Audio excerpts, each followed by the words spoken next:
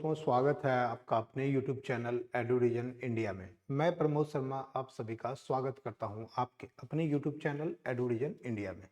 दोस्तों, जैसा कि पता है आप लोगों को कि बिहार पुलिस कांस्टेबल यानी सिपाही भर्ती की जो आपकी अपकमिंग एग्जाम है, यानी आगामी जो आने वाली परीक्षा है, उसकी कंप्लीट प्रिपरेशन के लिए एडुरीजन इंडिया एक फाउंडेशन बैच आप लोग के लिए स्टार्ट कर दी है। और ये फाउंडेशन बैच है बिहार पुलिस साहस बैच, जिसमें कि आपके कंप्लीट फाउंडेशन यानी कि पूरी के पूरी सिलेबस को कवर कराई जाएगी। और ये कंप्लीटली निःशुल्क है, टोटली फ्री बैच है। ये बैच आप लोग को यूट्यूब पे भी मिलेगा, एडुरीजन इंडिया का जो ऑफिशियल यूट्यूब चैनल है उस पर भी मिलेगा। और साथ ही साथ आपका जो एडुरीजन इंडिया का जो ऐप है उस पर भी आप लोग को ये क्लास बिल्कुल टोटली फ्री मिल जाएगा। तो अगर आप चाहते हैं कि बिहार पुलिस में जो बिहार पुलिस कांस्टेबल यानी सिपाही भर्ती में आप चाहते हैं कि रिजल्ट लेना, तो इस बैच से जल्दी से जल्द जुड़ जाए आप लोग और कंटिन्यू क्लास को करते रहे। और इसमें मैं बता दूं कि आप लोग को अभी तक मैथ यानी गणित और साइंस का क्लास स्टार्ट हो चुका है। साथ ही साथ सोशल साइंस के भी क्लास आप लोग को कंटिन्यू बेस पे मिल जाएंगे। अपकमिंग डेज में, आने वाले दिनों में आप लोग को मिलते रहेंगे। ठीक है, तो हम लोग अभी तक मैथ में स्टार्ट किए थे और साइंस पढ़े थे। आज हम बात करते हैं साइंस में जो हम लोग स्टार्ट किए थे। तो साइंस में टोटल सेगमेंट की अगर बात करें तो 4 सेक्शन पे हम लोग स्टडी करेंगे, जैसा कि हम लोग प्रीवियस लेक्चर में हम लोग बात कर चुके हैं। अगर आप इससे पहले वाला लेक्चर नहीं देखें तो उस लेक्चर को जरूर अटेंड करें, उस लेक्चर को जरूर देखें, जहाँ पे हम लोग डिटेल में बात किए थे कि हम लोग को क्या क्या पढ़ना है। तो टोटल हम लोग बात की थी कि 30 चैप्टर हम लोग को पढ़ना है। विज्ञान में अगर बात करें तो विज्ञान में हम लोग टोटल कुल मिला के, और हालांकि अगर बात किया जाए मैथ साइंस यानी गणित और विज्ञान की बात करें तो बिहार पुलिस में गणित और मैथ से कुल मिला के 30 से 40 क्वेश्चन होता है। यानी 100 में 40% अकेला वेटेज यही सेक्शन रखता है, यानी मैथ और साइंस ही रखता है। और ये सारा कुछ सिलेबस होता है क्लास 9 to 10th। और आपका मैट्रिक लेवल पे ही एग्जाम होता है, तो आप लोग को 9-10 को कवर करना है। और हम लोग बात किए थे प्रीवियस लेक्चर में कि साइंस में हम लोग पढ़ेंगे विज्ञान में 4 सेक्शन, यानी बायोलॉजी, केमिस्ट्री और फिजिक्स और इन्वायरमेंटल साइंस यानी पर्यावरण विज्ञान। ये 4 सेगमेंट हम लोग पढ़ेंगे। तो हम लोग साइंस के अंदर देखे थे कि साइंस में हम लोग 30 चैप्टर देखेंगे, और उसमें हम लोग स्टार्ट कर चुके थे। हम लोग क्या स्टार्ट किए थे, तो केमिस्ट्री स्टार्ट किए थे, रसायन शास्त्र। हालांकि आप लोग को बायोलॉजी के अलग क्लास मिलेंगे और फिजिक्स के अलग मिलेंगे, इन्वायरमेंटल साइंस के अलग मिलेंगे। तो अभी केमिस्ट्री हम लोग स्टार्ट कर रहे हैं। तो केमिस्ट्री का जो पहला चैप्टर था हमारा, और हम लोग का टोटल चैप्टर जो 9 चैप्टर हम लोग को पढ़ना है, जिसमें कि हमारा पहला ही चैप्टर क्या था, तो हमारा पहला चैप्टर था हमारे आसपास के पदार्थ। तो ये देखिए सिलेबस हम लोग डिस्कस कर चुके थे। तो हम लोग पहला चैप्टर पे ही एंट्री कर चुके थे, हमारे आसपास के पदार्थ। हम लोग पदार्थ के बारे में पढ़े थे कि पदार्थ क्या होता है, पदार्थ के गुण, भौतिक गुण के बारे में देखे थे। और हम लोग बात किए थे कि पदार्थ जो होता है, हम लोग बात किए थे कि पदार्थ जो होता है यानी मैटर की बात करें, यानी पदार्थ की बात करें, मैटर मैटर यानी पदार्थ की बात करें, तो पदार्थ को हम लोग पदार्थ के गुण के आधार पे 2 भाग में बांटा गया। पदार्थ को गुण के आधार पे 2 भाग में बांटा गया। तो 2 स्वरूप में देखेंगे इसको हम लोग। देखेंगे एक तो भौतिक आधार पे देखेंगे। अगर भौतिक आधार पे बात करें, क्या भौतिक आधार हो यानी फिजिकली बेसिस पे देखें, भौतिकी आधार पे। और एक रासायनिक आधार पे देखें, क्या रासायनिक आधार पे देखें। तो इसको बांटा गया, 2 आधार पे बांटा गया, रासायनिक आधार और भौतिक आधार पे। यानी फिजिकल और केमिकल 2 भाग में बांटा गया पदार्थ को, फिजिकली और केमिकली। फिजिकली अगर बात करें तो पदार्थ के हम लोग जानते हैं किस किस रूप में देखते हैं हम लोग, ठोस यानी सॉलिड, और द्रव यानी लिक्विड, और गैस यानी गैस। और हम लोग ये तो 3 अवस्था हम लोग जनरली देखें, लेकिन हम लोग जानते हैं कि पदार्थ की चौथी और 5वीं अवस्था भी है। तो चौथी अवस्था आप लोग जानते हैं कि प्लाज्मा है, प्लाज्मा के रूप में ही देखते हैं। यानी प्लाज्मा क्या होता है, ना तो पूरा सॉलिड होता है, ना पूरा का पूरा द्रव होता है, ना तो ठोस होता है ना तो तरल होता है, दोनों का मिक्सचर होता है बीच में, प्लाज्मा। और 5वीं अवस्था आप लोग को मैं बता दूं वो क्या है, हमारा बोस आइंस्टीन कंडेंसेट। क्या है, बोस आइंस्टीन कंडेंसेट, जिसको हम लोग क्या बोलते हैं, जिसको गॉड पार्टिकल भी बोलते हैं, कंडेंसेट, गॉड पार्टिकल भी होते हैं। तो ये 5 अवस्था है भौतिक के आधार पे। भौतिक आधार पे पदार्थ की 5 अवस्था, हम लोग 5 स्टेट देखेंगे। और रासायनिक आधार पे बात किया जाए तो रासायनिक आधार पे पदार्थ को 3 भाग में बांटा गया है। पहला तो क्या है, तत्व, तत्व जिसे हम लोग एलिमेंट भी बोलते हैं। क्या बोलते हैं, एलिमेंट, इंग्लिश में क्या बोलते हैं, एलिमेंट। और दूसरा है आपका यौगिक, यौगिक जैसे कि कंपाउंड भी बोलते हैं, क्या बोलते हैं, कंपाउंड। और तीसरा आपका है मिक्सचर, क्या है, मिक्सचर, जिसको हिंदी में हम लोग मिश्रण भी बोलते हैं, क्या बोलते हैं, मिश्रण भी बोलते हैं। और फर्दर इसके बाद अगर तत्व को भी बांटा जाए तो तत्व को भी हम लोग 3 भाग में बांट के देखते हैं। पहला क्या है, धातु, धातु। दूसरा है अधातु।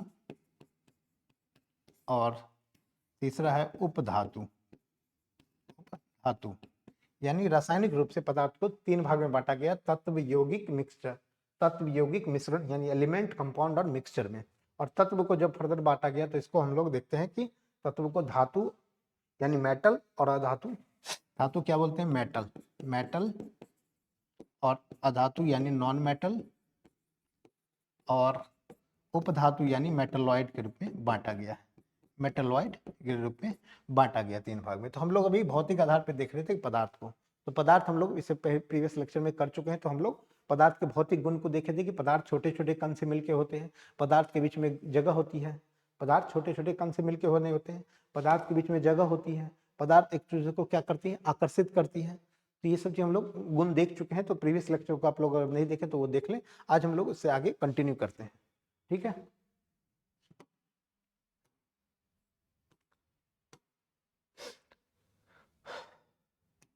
देखिए हम लोग देखे थे कि पदार्थ के कण बहुत छोटे छोटे होते हैं।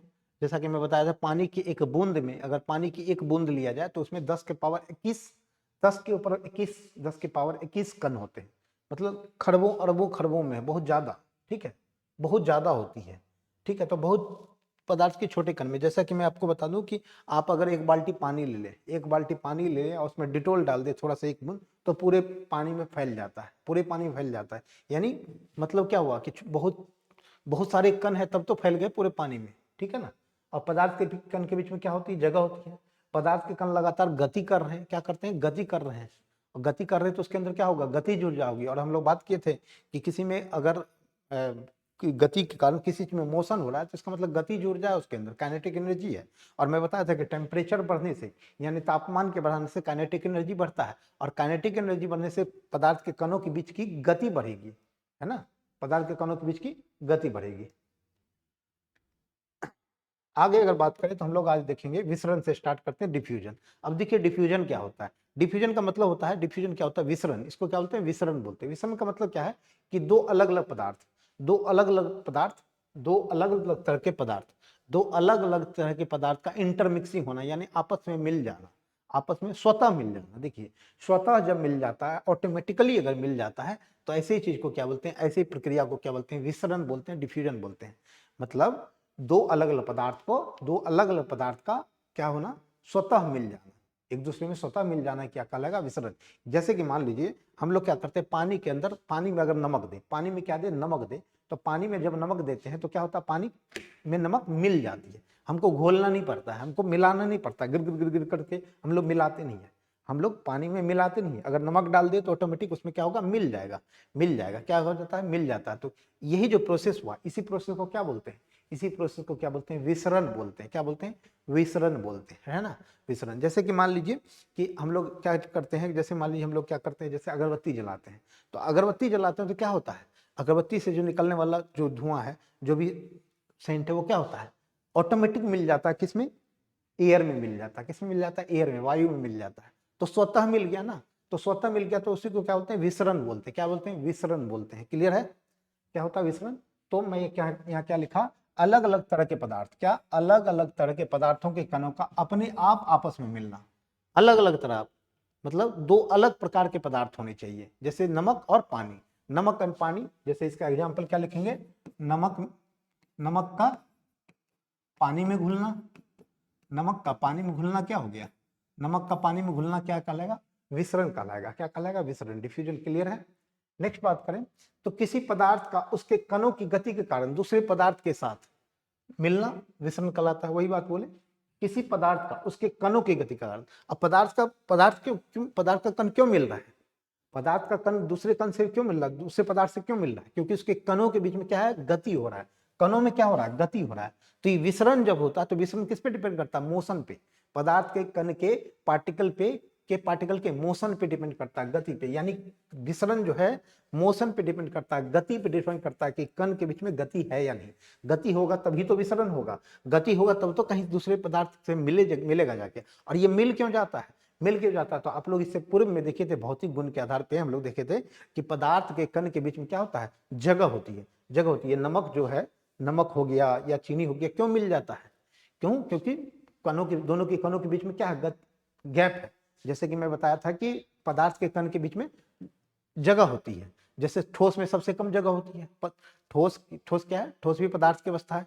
तो ठोस के कणों के बीच में, ठोस के कणों के बीच में स्पेस यानी जगह कम होती है। वही अगर द्रव की बात करें तो थोड़ा ज्यादा होती है, और गैस की बात करें तो बहुत ज्यादा होती है जगह, मतलब बहुत ज्यादा जगह होती है। मतलब अगर बात करें गैस की, तो गैस में देखिए, गैस में क्या होता है, कोई कण यहाँ है तो यहाँ है, कोई यहाँ है, कोई यहाँ है। देखिए बीच में गैप कितना है, गैप बहुत ज्यादा होता है, गैप बहुत ज्यादा होता है। इसलिए विसरण भी जो होता है ना, विसरण सबसे अधिक बात करें तो विसरण किसमें होगा, गैस में होता है।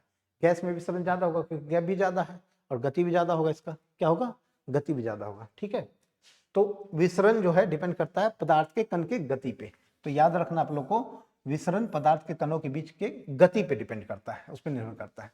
विसरण सबसे अधिक कहाँ होता है, विसरण गैस में भी हो सकता है, द्रव में भी हो सकता है, ठोस में हो सकता है। सबसे कम ठोस में होगा, सबसे कम विसरण ठोस में होगा, क्योंकि ठोस जो होता है, जैसे ये ठोस है हमारा, ये सॉलिड है, ये क्या सॉलिड है, तो उसके कण के बीच में देखिए स्पेस बहुत कम के बराबर होता है, बहुत कम के बराबर होता है।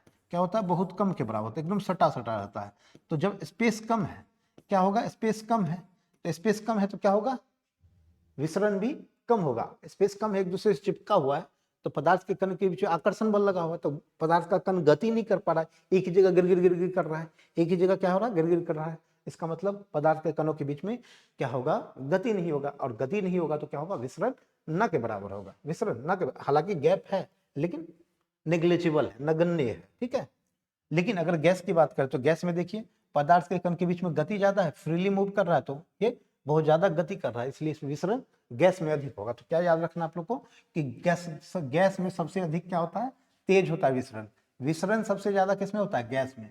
विसरण सबसे अधिक किसमें होता है, तो गैस में होता है। याद रखना आप लोग को, विसरण सर्वाधिक किसमें होगा, तो गैस में होता है, सर्वाधिक गैस में होता है सबसे तेज, और सबसे कम सबसे धीमा किसमें होता है, ठोस में। ठीक है, कण के गति के कारण, जो पदार्थ के कण है, कण में जो गति है, गति के कारण कौन सा ऊर्जा उत्पन्न हो रहा है। मान लीजिए कोई चीज में गति हो रहा है, किसी चीज में के अंदर मोशन है, गति है, तो इसके मतलब उसके अंदर कोई ना कोई ऊर्जा होगा, तब तो गति कर रहा है। कोई चीज के अंदर ऊर्जा है तब तो गति, जैसे हम लोग चलते हैं तो हमारे अंदर भी एनर्जी है, यानी ऊर्जा है, तब तो हम चल पा रहे हैं। इसी तरह कण में अगर गति है तो उसके अंदर भी ऊर्जा होगी, और वही जो कण के गति के कारण जो ऊर्जा आती है, तो उस ऊर्जा को क्या बोलते हैं, गतिज ऊर्जा कहते हैं। क्या कहते हैं, गतिज ऊर्जा। इसी को इंग्लिश में बोलते हैं काइनेटिक एनर्जी, काइनेटिक एनर्जी। और प्रीवियस लेक्चर में हम लोग बात किए थे कि जब टेम्परेचर बढ़ाते हैं, टेम्परेचर बढ़ाते हैं यानी तापमान बढ़ाते हैं, तो काइनेटिक एनर्जी भी बढ़ जाता है। और जब काइनेटिक एनर्जी बढ़ेगा यानी कि पदार्थ के कण के बीच की गति भी बढ़ेगी, गति बढ़ेगी तो विसरण की दर भी अधिक होगी, रेट ऑफ डिफ्यूजन अधिक होगा। ठीक है, तो ज्यादा तापमान से कण की गति ऊर्जा बढ़ जाती है, ये हम लोग प्रीवियस लेक्चर में देखें, जिससे वे तेजी से चलते हैं और इस तरह विसरण की दर बढ़ जाती है। वही बात, गर्म करने से विसरण तेज हो जाता है। अब वही बात बोले कि हम जब गर्म करेंगे किसी चीज को, गर्म करेंगे तो क्या होगा, काइनेटिक एनर्जी बढ़ेगा, यानी गतिज ऊर्जा बढ़ेगी। गतिज ऊर्जा बढ़ेगी तो क्या होगा, कणों के बीच की गति ज्यादा हो जाएगी, गति ज्यादा हो जाएगी, यानी कि विसरण की दर भी बढ़ जाएगी, यानी बिल्कुल फ्रीली मूव करेगा, बहुत ज्यादा स्पीड में मूव करेगा, बहुत जल्दी फैलेगा। तो हम लोग जैसे कि हम लोग एग्जाम्पल में देखे थे कि जब ये तापमान बढ़ाने पे हम लोग जाने थे कि जैसे भोज वोज होता है ना, जैसे पार्टी वार्टी होता है, फंक्शन होता है, भंडारा होता है, तो हम लोग जब जाते हैं तो वहाँ पे जब खाना बन रहा होता है तो हम लोग दूर से ही उसका स्मेल हम लोग के पास पहुंच जाता है। क्यों, क्योंकि उस समय उस खाने का तापमान अधिक होता है। क्या होता है, गैस का तापमान अधिक होता है, तापमान होने से उसके जो गैस के जो कण है उसके बीच में गति ज्यादा हो जाती है। तापमान बढ़ने से काइनेटिक एनर्जी बढ़ा, गति जुड़ जा, गति जुड़ जाता है, जल्दी मोशन ज्यादा, गति ज्यादा स्पीड, मतलब उसके अंदर गति बढ़ जाता है। गति क्या हो जाता है, कणों के बीच गति बढ़ जाता है तो ज्यादा दूर तक फैल जाता है, ज्यादा दूर तक फैल जाता है, तो हम लोग उसका स्मेल आ जाता है। जैसे अगरबत्ती अगर एक कमरे में जलाए तो पूरे बिल्डिंग में अगरबत्ती की सुगंध फैल जाती है। क्यों फैल जाती है, क्योंकि उससे टेम्परेचर बढ़ा हुआ है। अगरबत्ती जल रहा है तो टेम्परेचर बढ़ा हुआ ना, टेम्परेचर बढ़ा तो काइनेटिक एनर्जी, गतिज ऊर्जा बढ़ा हुआ है, गतिज ऊर्जा बढ़ा तो कण के बीच की गति भी बढ़ी होती है और विसरण का दर भी क्या होगा, बढ़ जाता है। ठीक है, क्लियर है। तो ये था आपका विसरण, क्या था, विसरण। नेक्स्ट हम बात करें कि पदार्थ की अवस्था। पदार्थ की जनरल अवस्था की अगर बात करें, पदार्थ की अवस्था, तो हम लोग 3 अवस्था जनरली पढ़ेंगे। कितनी अवस्था पढ़े हम लोग, पदार्थ की कितनी अवस्था होती है, तो पदार्थ की 3 अवस्था होती है। कितनी अवस्था, 3 अवस्था। स्टेट्स ऑफ मैटर कितनी होती है, 3 होती है। पदार्थ की कितनी अवस्था, 3 अवस्था। पहला क्या, ठोस यानी सॉलिड, क्या, सॉलिड।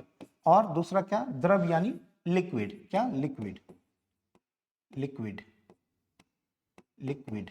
ठीक है, और गैस, थर्ड क्या है, गैस। लेकिन इसके अलावा भी हम लोग, इसके अलावा भी हम लोग जानते हैं कि पदार्थ की चौथी और पांचवी अवस्था भी है। पदार्थ की 3 अवस्था है, क्या, ठोस, द्रव, गैस। और पदार्थ की चौथी अवस्था भी है और पांचवी अवस्था भी है। चौथी अवस्था क्या है, प्लाज्मा है। और पांचवी अवस्था क्या है, बोस आइंस्टीन कंडेंसेट। वो भी हम लोग देखेंगे, हालांकि हमारे सिलेबस का पार्ट नहीं है, फिर भी हमारे एनसीईआरटी में मेंशन किया हुआ, तो हम लोग उसको भी देखते हुए चलेंगे। ठीक है, चलिए, तो ये है वो। अब हम लोग बात करते हैं ठोस, द्रव और गैस के गुण की बात करें, कि गुण की बात करें, इसके कैरेक्टरिस्टिक्स की बात करें, प्रॉपर्टीज की बात करें, तो उसके उसके आधार पे हम लोग देखते हैं, गुण के आधार पे देखते हैं, ठोस, द्रव और गैस को समझते हैं। तो जैसे ठोस, द्रव, गैस क्या है, पदार्थ का ही क्या अवस्था है, पदार्थ ही है, पदार्थ का ही स्वरूप है ना, पदार्थ की भौतिक अवस्था है ना ठोस, द्रव, गैस। तो पदार्थ का जो गुण है इसका, तो उसमें देखते हैं कणों के बीच जगह, यानी जो ठोस है, द्रव है, गैस है, ये भी क्या होगा, पदार्थ छोटे छोटे कण से मिलकर बना है। ठोस भी कण से मिलकर बना है, द्रव भी कण से मिलकर बना है, और गैस भी कण से यानी पार्टिकल से मिलकर बना है, छोटे छोटे पार्टिकल से मिलकर बना है। तो इसके कण के बीच में जगह कितना होता है, अगर जगह की बात करें तो सबसे कम जगह कहाँ होती है, ठोस के कणों के बीच में सबसे कम जगह होती है। ठोस में बहुत कम जगह होती है। मैं क्या बताया, कॉम्पैक्ट होता है, बिल्कुल सटा हुआ रहता है, बिल्कुल सटा हुआ, चिपका रहता है। आकर्षण बल सबसे अधिक होता है किसमें, ठोस के कणों के बीच में क्या होता है, आकर्षण बल अधिक होता है। और इसलिए आकर्षण बल अधिक होता है, तो इसमें क्या होता है, जगह भी क्या होता है, बहुत कम होता है, बिल्कुल जगह कम होता है। ठीक है, कणों के बीच जगह बहुत कम होता है, स्पेस न के बराबर होता है। क्या होता है, स्पेस न के बराबर होता है, बिल्कुल सटा रहता है, एकदम बिल्कुल चिपका चिपका एकदम सटा रहता है, कॉम्पैक्ट होता है। इसलिए तो ये कॉम्पैक्ट है, सटा हुआ है, इसका मतलब इसीलिए तो ये क्या होता है, सॉलिड होता है, कठोर होता है, हार्ड होता है। ठीक है, नेक्स्ट अगर द्रव की बात करें तो थोड़ा सा स्पेस होता है इसमें, ठोस से थोड़ा ज्यादा स्पेस होता है, लेकिन गैस से थोड़ा कम होता है। तो ये इतना, ये बीच में देखिए स्पेस है, बीच में देखिए इतना इतना स्पेस है। ठीक है, तो यहाँ पे थोड़ा सा ठोस से अधिक होता है। अगर बात करें गैस की, तो गैस में एक दूसरे से बहुत दूर होते हैं, एक दूसरे से क्या होते हैं, बहुत दूर होते हैं। जैसे एक कण यहाँ पे है, तो एक यहाँ पे है, एक यहाँ पे है, एक यहाँ पे है, तो देखिए कितना स्पेस है, देखिए यहाँ पे कितना स्पेस है, बहुत ज्यादा स्पेस होता है, बहुत ज्यादा स्पेस होता है किसमें, यानी अगर गैस के कणों के बीच की जगह की बात करें तो कणों के बीच अधिक जगह होती है। कितना होती है, अधिक जगह होती है। ठीक है, नेक्स्ट बात करें गुण, तो यह हमारा आकर्षण बल, यानी जो आकर्षण बल होता है, मतलब एक दूसरे को खींचे रहने की ताकत। आकर्षण, एक दूसरे, एक कण को दूसरे कण, एक कण दूसरे कण को जो पकड़े रहती है, वो सबसे अधिक किसमें होती है, सबसे मजबूत कहाँ होती है, ठोस में, क्योंकि बिल्कुल चिपका हुआ है, तो दोनों एक कण दूसरे कण को पकड़े हुए रखती है। ये आकर्षण बल सबसे अधिक ठोस में होता है, यानी सॉलिड में। नेक्स्ट अगर बात करें तो द्रव में क्या होता है, मजबूत होता है, बट इतना मजबूत नहीं होता है कि एक दूसरे को पकड़ के रख पाए, यानी एक कण दूसरे कण को पकड़ नहीं रख पाता, मतलब थोड़ा सा गैप होता ही है, तो पकड़ नहीं रख पाता, थोड़ा सा होता है इसमें। लेकिन क्या होता है इसमें, उतना ज्यादा आकर्षण बल नहीं होता है कि एक कण दूसरे कण को पकड़ के रखे। लेकिन यहाँ पे इतना मजबूत होता है ठोस में कि एक कण दूसरे कण को भागने ही नहीं देता। क्या करता, भागने ही नहीं देता। और अगर गैस की बात करें तो बिल्कुल नगण्य होता है ही नहीं, बिल्कुल नहीं है। अब देखिए एक यहाँ पे कण है तो एक यहाँ, तो कहाँ से आकर्षण बल लगेगा, बहुत दूर दूर है, आकर्षण बल तो बिल्कुल नगण्य होता, नेग्लिजिबल। ठीक है, नेक्स्ट बात करें आकार की। अगर आकार की बात करें यानी शेप की बात करें, शेप की बात करें तो शेप जो है, ठोस का निश्चित आकार होता है। ठोस का आकार क्या होता है, निश्चित होता है। ठोस का आकार क्या होता है, निश्चित होता है। ठोस का आकार यानी सॉलिड का जो आकार यानी शेप है, निश्चित होता है। लेकिन अगर द्रव की बात करें तो द्रव का आकार निश्चित नहीं होता है। द्रव का आकार निश्चित होता है, नहीं होता है। अगर बोले कि पानी का क्या आकार है, पानी का आकार क्या होता है, तो पानी का कोई आकार है। अब ये देखिए बोतल के अंदर पानी है, तो पानी किस शेप का है, अब बोतल के अंदर डाले बोतल का शेप, गिलास में डाले तो गिलास का शेप ले लेगा, लोटा में डाले तो लोटा का, कंटेनर में डाले तो कंटेनर का, मतलब जिसके अंदर डालेंगे ना उसी का रूप ले लेगा, उसी का आकार ले लेगा, है ना। तो ये क्या होता है कि इसका आकार निश्चित नहीं होता है। यानी अगर बात करें द्रव का आकार निश्चित नहीं होता है, आकार निश्चित नहीं होता है, निश्चित नहीं होता है, नहीं होता है आकार निश्चित। द्रव का आकार निश्चित नहीं होता है। ये क्या होता है कि जिस कंटेनर में डालेंगे उसी के अंदर आ जाएगा। ठीक है, अगर गैस की बात करें तो गैस का भी क्या होता है, कोई निश्चित आकार नहीं होता, गैस का भी आकार निश्चित नहीं होता है। गैस को भी क्या होता है, गैस का कोई आकार होता है, गैस को देखें आप, क्या कोई आकार होता है, तो कोई आकार नहीं, उसका भी शेप नहीं होता। तो शेप किसका, सिर्फ और सिर्फ ठोस का होता है, आकार सिर्फ और सिर्फ ठोस का होता है। बाकी लिक्विड और गैस का कोई आकार नहीं होता है। क्या होता है, उसका आकार नहीं होता है। गैस को जानते हैं आप लोग, कंटेनर यानी सिलेंडर के अंदर डाल के रखते हैं, ठीक है, उसी का आकार ले लेता है, ठीक है। नेक्स्ट अगर आयतन की बात करें यानी वॉल्यूम की बात करें, क्या वॉल्यूम की बात करें, तो वॉल्यूम जो होता है, वॉल्यूम किसका फिक्स होता है, तो वॉल्यूम ठोस का फिक्स होता है। ठोस यानी सॉलिड का वॉल्यूम क्या होता है, फिक्स होता है। सॉलिड का वॉल्यूम क्या होता है, फिक्स होता है। और अगर द्रव की बात करें तो इसका भी आयतन निश्चित होता है। पानी का भी तो आयतन निश्चित है ना, कि मतलब जैसे 1 लीटर है, 2 लीटर है, 3 लीटर है, तो क्या हो गया, इसका आयतन तो ये हो गया, आयतन हुआ ना। मतलब ये पानी जैसे इस बोतल के अंदर है, तो इस पानी को क्या, ये इतने 1 लीटर के यानी ½ लीटर के बोतल में क्या है, ये अपना जगह ले लिया है। ½ लीटर का बोतल है, इसके अंदर अगर ये है तो ये क्या है, इसका भी क्या होगा, वॉल्यूम होगा, लंबाई होगा। वॉल्यूम का मतलब क्या, लंबाई गुना चौड़ाई गुना ऊंचाई। तो इसका लंबाई भी है, देखिए हाइट भी है, फिर चौड़ाई भी है इसका है, ठीक है, ऊंचाई भी है, ठीक है ना। तो तीनों चीज है इसके अंदर। तो इसका अंदर क्या हो गया, पानी का भी वॉल्यूम होता है, पानी का भी वॉल्यूम होता है, पानी का भी क्या होता है, निश्चित आयतन होता है, पानी का निश्चित आयतन होता है। लेकिन अगर गैस की बात करें तो गैस का आयतन नहीं होता, वॉल्यूम गैस का नहीं होता। इसको किस में रखा जाता है, कंटेनर में रखा जाता है, कंटेनर जैसे सिलेंडर में हम लोग रखते हैं, ठीक है। नेक्स्ट अगर बात करें गतिज ऊर्जा की यानी काइनेटिक एनर्जी की, क्या तो काइनेटिक एनर्जी की बात करें तो काइनेटिक एनर्जी सबसे कम किस में होती है, ठोस में होती है। क्यों होती है ठोस में सबसे कम, क्योंकि इसका कण ना एक दूसरे से चिपका हुआ रहता है। जब कण एक दूसरे से चिपका हुआ है, जब इस कण क्या होता है, एक दूसरे से चिपका होता है, तो क्या कण में ऊर्जा होगी नहीं, गति होगा ही नहीं, गति होगा ही नहीं, तो काइनेटिक एनर्जी कैसे होगा, तो बहुत कम होता है, बहुत कम होता है। बट काइनेटिक एनर्जी होता है, लेकिन इतना अधिक नहीं होता है कि एक कण दूसरे कण को मतलब बिल्कुल मोशन करने लगे, बिल्कुल गिर एक ही जगह पे घूमता रहता है, एक ही जगह वाइब्रेट करता रहता है। तो गतिज ऊर्जा बहुत कम होता है, बहुत कम होता है किसमें, ठोस में। फिर अगर बात करें द्रव की बात करें तो द्रव में थोड़ा ठोस से अधिक होता है काइनेटिक एनर्जी। और जब सब गैस की बात करें तो सबसे अधिक गैस में काइनेटिक एनर्जी होती है। गैस में क्या होता है, काइनेटिक गतिज ऊर्जा सबसे अधिक होती है, ठीक है। नेक्स्ट अगर बात करें संपीड्यता की, कॉम्प्रेसिबिलिटी, कंप्रेस करना, दबाना, मतलब प्रेशर लगा के दबा देना। संपीड्यता का मतलब हो गया कि प्रेशर लगाने पे कौन चीज दबता है, दबाना, प्रेशर लगा के करना, दबा देना, प्रेशर लगा के दबा देना। तो जो ठोस है, ठोस को क्या आप प्रेशर लगा के दबा सकते हैं, जैसे मान लीजिए क्या है, ये रिमोट जो हमारा सॉलिड है, इसको क्या प्रेशर लगा के हम लोग दबा सकते हैं, नहीं दबा सकते हैं ना, इसको दबा नहीं सकते। क्या कर सकते हैं, दबा नहीं सकते हैं। तो संपीड़न नहीं किया जा सकता, संपीड़ित कंप्रेस नहीं किया जा सकता, किसको, सॉलिड को कंप्रेस नहीं किया जा सकता है। और द्रव की बात करें तो ये भी लगभग नगण्य होता है, मतलब न के बराबर ही होता है इसको भी, यानी जो पानी है यानी जो द्रव है उसको भी हम लोग कंप्रेस नहीं कर सकते, क्या कंप्रेस नहीं कर सकते, दबा नहीं सकते। लेकिन अगर गैस की बात करें तो गैस को आसानी से कंप्रेस किया जा सकता है। गैस को कंप्रेस करके ही तो रखते हैं हम लोग, जो आप लोग जानते हैं आपके जो घर में किचन में यूज होता है एलपीजी गैस, जो एलपीजी गैस होता है लिक्विफाइड पेट्रोलियम गैस, तो एलपीजी गैस जो होता है वो क्या होता है, वो गैस को तो कंप्रेस करके ही रखा गया, संपीडनता के कारण ही उसको रखा गया उसके अंदर, सिलेंडर में दबा के ही रखा जाता है। तो क्या होता है, सिलेंडर के अंदर दबा के रखते हैं, उसमें पिस्टन लगा देते हैं, एक पिस्टन लगा देते हैं ताकि गैस का फ्लो ऊपर होता रहे जब जरूरत होता है। तो उसमें क्या होता है, जो एलपीजी गैस होता है उसमें क्या होता है, कौन सा गैस होता है, प्रोपेन एंड ब्यूटेन होता है। क्या होता है, प्रोपेन एंड ब्यूटेन, ब्यूटेन की मात्रा अधिक होती है, ब्यूटेन की मात्रा अधिक होती है, ठीक है। तो वो क्या है, कंप्रेसेबल है, तो गैस को हम लोग कंप्रेस कर सकते हैं, ठीक है। तो ये था आपका सॉलिड लिक्विड गैस का क्या गुण, गुण का आधार हम लोग समझ चुके हैं। नेक्स्ट हम लोग बढ़ते हैं आगे। अब ये देखिए जैसा देखिए अभी हम क्या पेट में क्या बतिए, ठोस में, ठोस के कणों के बीच में देखिए, ठोस का कण जो है यहाँ पे देखिए गैप कितना कम है, बहुत कम के बराबर गैप है। यहाँ देखिए बहुत गैप है, बहुत कम गैप है।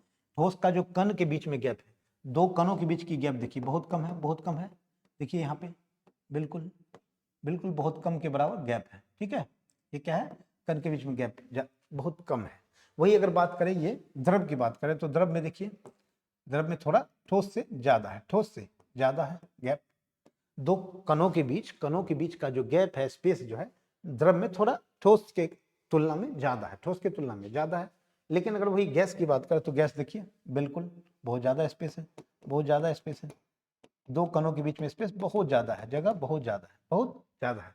तो वही लिखा है कि गैसीय अवस्था में, ये क्या लिखा है, गैसीय अवस्था में कणों की गति, गैसीय अवस्था में कणों की गति अनियमित और अत्यधिक तीव्र होती है।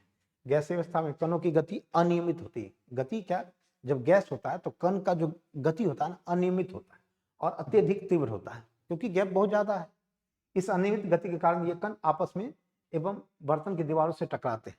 अब ये क्या होगा, जब इसमें क्या होगा, गति ज्यादा है तो बर्तन में क्या होगा, इसको कंप्रेस करके रखा गया है तो बर्तन में बिल्कुल टकराते रहता है। अभी देखिए हम लोग के पास क्या है, गैस बिल्कुल फ्रीली मूव कर रहा है, तो कहीं अभी हमारे कहीं भी टकरा रहा होगा, कहीं हाथ पे टकरा रहा है, कहीं सिर पे टकरा रहा है, ठीक है ना, तो वो बिल्कुल टकरा रहा है तो क्या होता है, कण कण क्या करते हैं, गैस के कण एक क्या करते हैं, बर्तन पे या जो सिलेंडर में रखा जाता है उससे टकराते रहते हैं। ठीक है, बर्तन की दीवार पर गैस कणों द्वारा प्रति इकाई क्षेत्र पर लगे बल के कारण गैस का दबाव बनता है। तो गैस का प्रेशर भी इसी कारण बनता है, क्योंकि उस पर प्रेशर लगा रहा है। और जो टायर होता है, हम लोग जो मोटरसाइकिल है या जो हम लोग साइकिल यूज करते हैं उसमें जो टायर होता है, जो कार है हम लोग का जो टायर होता है, टायर में भी क्या होता है, टायर में भी क्या होता है, गैस भरा रहता है। अब गैस का पार्टिकल मूव कर रहा है फ्रीली, क्योंकि गैप ज्यादा है तो मूव कर रहा है, तो क्या होता है, गैस का जो वाल है, ऊपरी लेयर जो है, बाहरी लेयर है, उस पर टकराते रहता है। क्या होता है, टकराते रहता है, जिसके कारण क्या बनता है, प्रेशर बनता है। क्या बनता है, प्रेशर यानी दबाव बनता है। ठीक है, नेक्स्ट अगर बात करें हम लोग पदार्थ की, जो हम लोग दो अवस्था तीन अवस्था तो पढ़े, ठोस सॉलिड लिक्विड गैस, ठोस द्रव गैस, तो हम लोग चौथी अवस्था जो है ये क्या है, प्लाज्मा। क्या है, प्लाज्मा। क्या है, चौथी अवस्था क्या है, प्लाज्मा है। चौथी अवस्था प्लाज्मा है। क्या है, प्लाज्मा। प्लाज्मा क्या होता है, अब हम इसको समझते हैं प्लाज्मा क्या होता है। प्लाज्मा क्या होता है, अक्सर पदार्थ का चौथा अवस्था, चौथी अवस्था किसको बोला जाता है, प्लाज्मा को। चौथी अवस्था प्लाज्मा को कहा जाता है। यह पदार्थ की उच्च ऊर्जा हाई एनर्जी और आयनित अवस्था है। क्या है, आयनित अवस्था है। आयनित अवस्था क्या होता है, परमाणु जो है, परमाणु को क्या करते हैं, परमाणु के उसके बहुत सारे इलेक्ट्रॉन को हटा दिए जाते हैं। जो भी एटम है, परमाणु है, उसके इलेक्ट्रॉन को, जैसे कि आप लोग जानते हैं परमाणु, कोई एटम किससे बना है, इलेक्ट्रॉन प्रोटॉन और न्यूट्रॉन से मिलकर बना है। Electron proton neutron. और नाभिक की बात करें तो नाभिक में क्या होता है, नाभिक में, परमाणु के नाभिक में क्या होता है, प्रोटॉन और न्यूट्रॉन होता है। क्या होता है, प्रोटॉन और न्यूट्रॉन। और साइड साइड में क्या होता है, इलेक्ट्रॉन। साइड साइड में इलेक्ट्रॉन होता है। ठीक है, इलेक्ट्रॉन पार्टिसिपेट करता है केमिकल रिएक्शन में। ठीक है, तो जो हम लोग क्या करते हैं, परमाणु के इलेक्ट्रॉन को क्या करते हैं, हटा लेते हैं। जब परमाणु के इलेक्ट्रॉन हटा लेते हैं तो इससे क्या होता है, बहुत सारे फ्री इलेक्ट्रॉन बन जाते हैं, स्वतंत्र इलेक्ट्रॉन बन जाते हैं। और आयन, फ्री इलेक्ट्रॉन और आयन का जो मिश्रण जो होता है वही क्या होता है, प्लाज्मा बनाता है। यानी फ्री इलेक्ट्रॉन आयन का जो मिक्सचर है, ये क्या बनाता है, यही मिश्रण बनता है। और मिश्रण बनाता है, यही क्या बनता है, प्लाज्मा बनता है। क्या बनता है, प्लाज्मा बनता है। ठीक है, तो जो सूर्य है, सन जो है, सन जो बना है, सन और दूसरे तारे जो है प्लाज्मा से बने हैं। जो सन है हमारा, जो हम लोग को तारा दिखाई देता है, स्टार दिखाई देता है, किससे बना है, प्लाज्मा से ही बना है। प्लाज्मा मतलब वहां पे क्या हो रहा है, एटम का, यानी तारों में ज्यादा तापमान की वजह से, तापमान ज्यादा है तो उससे क्या होता है, परमाणु आयनित हो जाते हैं, उसका एटम क्या होता है, आयनित हो जाता है। आप जानते होंगे कि जो सन है, सन में क्या होता है, हाइड्रोजन के दो मॉलिक्यूल जुड़ के क्या बनते हैं, हीलियम बनाते हैं। उसी में क्या होता है, बहुत सारे आयोनाइज यानी आयन बनते हैं। और उसी आयन के साथ, आयन के कारण क्या होता है, हीट रिलीज होता है। वही लाइट के रूप में हमारे पास सूर्य प्रकाश के रूप में आता है, सूर्य प्रकाश के रूप में। तो वो क्या है, प्लाज्मा का ही फॉर्मेशन है। ठीक है, तो ये हाइड्रोजन हीलियम से, हाइड्रोजन एटम का क्या होता है, टूटना होता है और वहां पे हीलियम बनता है। ज्यादा टेम्परेचर होने से क्या होता है, परमाणु आयनित हो जाता है, आयोनाइज्ड हो जाता है। क्या हो जाता है, आयोनाइज्ड हो जाता है। क्या होता है, आयनित यानी आयोनाइज्ड, आयन का फॉर्मेशन होता है। आयन के फॉर्मेशन से क्या बनता है, प्लाज्मा बनता है, प्लाज्मा बनता है। क्लियर है, प्लाज्मा, प्लाज्मा क्लियर है। प्लाज्मा क्या होता है, जनरली प्लाज्मा देखिए, ना तो सॉलिड होता है ना तो लिक्विड होता है। वो पूर्णतः ना तो सॉलिड होता है ना तो पूर्णतः लिक्विड होता है। क्या होता है, ना तो सॉलिड,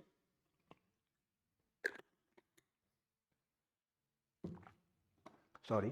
तो देखिए प्लाज्मा, जैसे आप लोग देखे होंगे कि जैसे चारकोल जानते होंगे आप लोग, चारकोल हो गया, हनी हो गया, चारकोल हो गया या हनी हो गया, उसी का फॉर्म में, मतलब उसी फॉर्म में होता है प्लाज्मा। मतलब ना तो सॉलिड होता है ना तो लिक्विड होता है। ठीक है, समझ गए। तो ये क्या हो गया, प्लाज्मा। बाकी हम लोग प्लाज्मा की अगर बात करें और भी यूज, तो प्लाज्मा आप लोग देखे होंगे नियोन साइन बोर्ड, इस टाइप के बोर्ड देखे होंगे। ये देखिए इस टाइप के बोर्ड देखे होंगे, जैसे बहुत सारे रेस्टोरेंट हैं या बार है, बहुत बड़े बड़े मॉल हैं, उसमें देखेंगे बहुत बड़े बड़े ऑर्गेनाइजेशन में देखते होंगे कि इस टाइप के बोर्ड बोर्ड लगे होते हैं। ये जो बोर्ड लगा हुआ है, ये बोर्ड में भी कौन सा केमिस्ट्री यूज किया गया है, तो इसमें भी क्या यूज किया गया, तो प्लाज्मा का ही कॉन्सेप्ट लगा है। प्लाज्मा के कॉन्सेप्ट से ये लाइट बनता है। तो इसमें कौन सा, ये इसको बोलते हैं नियोन साइन बोर्ड। क्या होता है, neon sign board. Neon sign board, इस टाइप का जो डिजिटल बोर्ड होते हैं, इसमें भी क्या कॉन्सेप्ट लगा हुआ है, प्लाज्मा का ही कॉन्सेप्ट लगा, यानी प्लाज्मा से ही बनता है। किससे? प्लाज्मा से ही बनता है। यानी यहाँ भी जो एटम है, एटम को क्या किया जाता है, हाई टेम्परेचर पे क्या करा जाता है, हाई टेम्परेचर देने से एटम आयोनाइज्ड हो जाता है।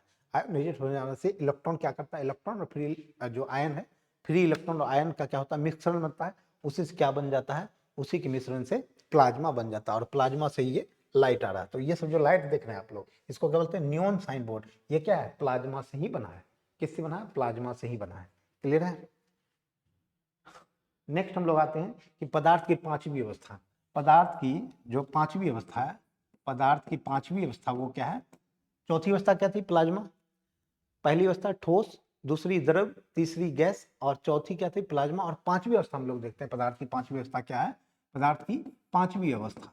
पदार्थ की पांचवी अवस्था की बात करें तो वो क्या है, बोस आइंस्टीन कंडेंसेट। क्या है, बोस आइंस्टीन कंडेंसेट। अब देखिए दो साइंटिस्ट का नाम आता है, एक तो बोस और एक आइंस्टीन। आइंस्टीन जानते हैं, और ये बोस जो है ये हमारे भारत के ही कौन है, सत्येंद्रनाथ बोस। यही है सत्येंद्रनाथ बोस और आइंस्टीन। ये दोनों का रिसर्च था। ये पहले क्या किए, सत्येंद्रनाथ बोस इस पे रिसर्च किए थे। किस पे, सत्येंद्रनाथ बोस एक पदार्थ पे अध्ययन किए, पदार्थ की पांचवी अवस्था के बारे में अध्ययन किए थे। उनकी अध्ययन के आधार पर अल्बर्ट आइंस्टीन ने पदार्थ की पांचवी अवस्था की भविष्यवाणी की। इन्होंने क्या किया, ये पांचवी अवस्था का अध्ययन किया, पदार्थ की पांचवी अवस्था का अध्ययन किया, लेकिन उसकी भविष्यवाणी किसने दिया, आइंस्टीन ने दिया। और आगे चल के अगर बात करें तो सत्येंद्रनाथ बोस ने इस पर रिसर्च किया, लेकिन उसको फाइनली जो फुल्ली तरह से बिल्कुल डेवलप करने वाला कोई था तो वो था हिग्स। कौन थे, तो हिग्स, पीटर हिग्स। क्या नाम था, Peter Higgs. Peter Higgs, Peter Higgs के द्वारा जो है ये पार्टिकल दिया गया, इसलिए इसको बोला जाता है हिग्स बोसोन पार्टिकल। क्या बोला जाता है, हिग्स बोसोन पार्टिकल। और इसको इन्होंने इन्होंने इसको नाम दिया, क्या नाम दिया, इसको हिंदी में भी हिग्स बोसोन ही लिखते हैं। क्या लिखते हैं, Higgs boson particle, Higgs boson कण। इसी को ईश्वरीय कण यानी गॉड पार्टिकल भी बोला जाता है। क्या, गॉड पार्टिकल। क्या, गॉड पार्टिकल यानी ईश्वरीय कण भी बोला जाता है। और अगर इसकी बात करें कि ईश्वरीय कण की, तो ये 1964 के ईस्वी में हिग्स ने इस पर रिसर्च किया, और फाइनली इसको 2012 में मान्यता मिली इस पार्टिकल को, यानी हिग्स बोसन पार्टिकल या जो बोस आइंस्टीन कंडेंसेट है, इसकी मान्यता कब मिली, 2012 में। 2012 ईस्वी में, 2012 में इस पर कब हुआ रिसर्च, इस पर रिसर्च 1964 में कौन किए थे, हिग्स किए थे। कौन किए थे, हिग्स किए थे। कब किए थे, 1964 में रिसर्च किए थे। और इसको मान्यता 2012 में, आप लोग को पता है कि जेनेवा स्विट्जरलैंड में एक ऑर्गेनाइजेशन है, यूरोपियन काउंसिल की एक ऑर्गेनाइजेशन है जो न्यूक्लियर रिसर्च पे न्यूक्लियर रिसर्च करती है, न्यूक्लियर रिसर्च करती है, जिसे बोलते हैं सर्न, बोलते हैं सर्न, CERN। ठीक है, तो उसमें क्या हुआ था, वहां पे 2012 में एक एक्सपेरिमेंट हुआ था जिसको बोलते हैं LHC, large hadron collider. Large hadron collider. तो उसमें एक एक्सपेरिमेंट हुआ था जिसमें कि इसको मान्यता दिया गया था, किसको, हिग्स बोसन पार्टिकल को, यानी जो बोस आइंस्टीन कंडेंसेट, इसको मान्यता मिला था। ठीक है, अब ये क्या होता है कि ये बोस आइंस्टीन कंडेंसेट या BEC, इसको क्या बोलते हैं, BEC, ये क्या होता है, बहुत कम डेंसिटी वाला एक गैस होता है। क्या होता है, बहुत ही ज्यादा कम डेंसिटी, बहुत ही लो डेंसिटी वाला एक गैस होता है, जिसको कि बहुत कम टेम्परेचर पे क्या किया जाता है, बहुत कम टेम्परेचर पे ठंडा किया जाता है। तो एक ही अवस्था में, एक ही फॉर्म में कंडेंसेट हो जाता है, एक ही अवस्था में संघनित हो जाता है। ठीक है, तो इसी को क्या बोला गया, बोस आइंस्टीन कंडेंसेट। समझ में आया। तो बोस आइंस्टीन कंडेंसेट, हालांकि बोला जाता है कि यूनिवर्स में, पूरी यूनिवर्स में भी ये फैला हुआ है, इसलिए इसको ईश्वरीय कण बोला जाता है। और ये क्या करता है, जो जितने भी मूलभूत कण है, जितने भी मूलभूत कण है पदार्थ के, जितने भी कण होते हैं मूलभूत, उन सभी को क्या करता है, मास प्रोवाइड करता है, यानी द्रव्यमान देने वाला कोई है तो यही है बोस आइंस्टीन कंडेंसेट, यानी हिग्स बोसन जो कंडेंसेट है, ये जो हिग्स बोसन पार्टिकल है, यही जो है मेन कण है। ये बिल्कुल सेकंड के लिए जिंदा रहता है, बिल्कुल सेकंड के लिए जिंदा रहता है, और अपने क्या करता है, दूसरे कण को मास देता है, यानी द्रव्यमान देने का कार्य करता है। क्लियर है। तो आपको याद रखना है इसमें कि इस पर रिसर्च किसने किया, सत्येंद्रनाथ बनर्जी ने। इसकी पांचवी व्यवस्था की भविष्यवाणी किसने किया, तो आइंस्टीन ने। और इस पे आगे चल के इसको बिल्कुल कंप्लीट रूप से इस पर रिसर्च किसने किया, पीटर हिग्स ने। किसके किया, पीटर हिग्स, और एक फ्रांकोइस इंगलर्ट थे। फ्रांकोइस इंगलर्ट एक साइंटिस्ट थे, वो दोनों मिलकर किए थे। इन दोनों को 2013 में फिजिक्स का नोबेल पुरस्कार भी मिला था। किसको, हिग्स, पीटर हिग्स को और फ्रांकोइस इंगलर्ट को 2013 में 2013 में फिजिक्स का नोबेल पुरस्कार मिला था किसके लिए, यही हिग्स बोसन पार्टिकल की खोज के लिए। ठीक है, ठीक है, क्लियर है। तो ये था हिग्स बोसन पार्टिकल, ये 5 अवस्था है, क्लियर है। तो पदार्थ की 5 अवस्था क्या क्या होगी, ठोस, द्रव, गैस, प्लाज्मा और बोस आइंस्टीन कंडेंसेट। नेक्स्ट आगे हम लोग बढ़ते हैं। अब हम लोग देखते हैं कि कुछ महत्वपूर्ण एसआई यूनिट, यानी एसआई यूनिट। अब देखिए एसआई यूनिट क्या होता है, इंटरनेशनल सिस्टम ऑफ यूनिट, यानी अंतरराष्ट्रीय जो यूनिट इकाई का मान्यता दिया गया है, वो इसके अनुसार हम लोग जानते हैं। जनरली आप लोग फिजिक्स में पढ़ेंगे, आप लोग पढ़ेंगे कि 7 मूलभूत इकाई है, 7 मूलभूत इकाई आप लोग पढ़ेंगे। क्या पढ़ेंगे, तो जैसे द्रव्यमान है तो द्रव्यमान का यूनिट इकाई पढ़ेंगे आप लोग, क्या, किलोग्राम, द्रव्यमान का किलोग्राम। ठीक है, नेक्स्ट बात करें हम लोग कि समय का इकाई क्या मानते हैं हम लोग, सेकंड मानते हैं। इसी तरह हम लोग जानते होंगे लंबाई की मात्रक क्या, मीटर होता है, क्या होता है, मीटर होता है।